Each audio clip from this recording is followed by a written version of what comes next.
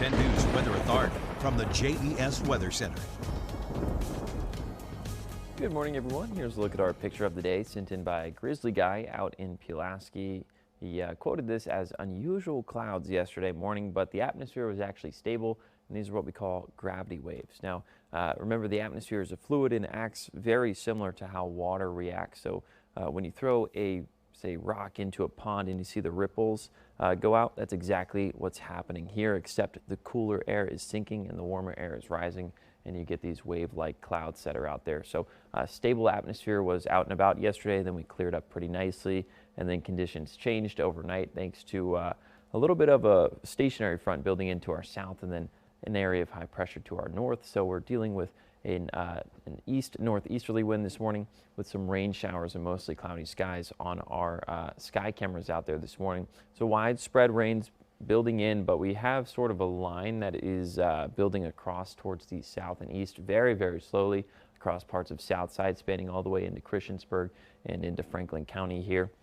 These rain showers are going to continue to be a little bit of a nuisance throughout our Memorial Day, as rain showers are lasting around between about 20 and 30% once we get past that line that's pushing through. So today is overall going to be a little bit cloudy out there. It's also going to be fairly cool. Temperatures are only going to get as warm as about the mid, maybe upper 60s for parts of Southside and the Hill City.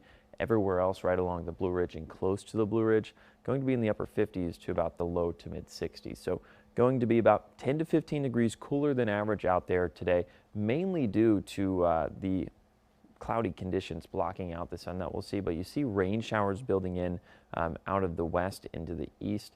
This is what we're going to be tracking. I do think this particular model overdoes the coverage just a little bit, but you sort of get the gist or the idea. We're going to be dealing with some isolated showers pretty much all Monday long. Now, this setup that we call is the wedge. That's what we're dealing with. This usually occurs during the winter months. We're talking maybe November, December, January, February, even into parts of March and early spring.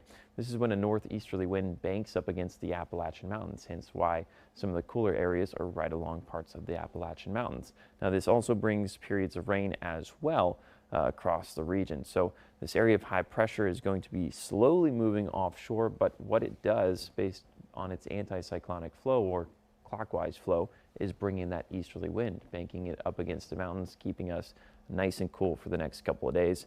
Paired with the stationary front down to our south at the surface is bringing in a little bit of a wind out of the west at the mid-levels. That's why we have the showers building in from west to east. So once we get towards the back half of the week, that setup sort of breaks down, and then we have a front that pushes through looking to clear out all of the moisture within the atmosphere, but it comes at the cost of the potential of a couple of storms on Thursday and Friday, even into parts of Saturday. You'll notice the trend in our temperatures is on the uptick because we are close to that 80-degree mark across the Roanoke Valley by the weekend. For the New River Valley, we're in the mid-70s by late week, and then across Southside, we're back in the 80s by Friday.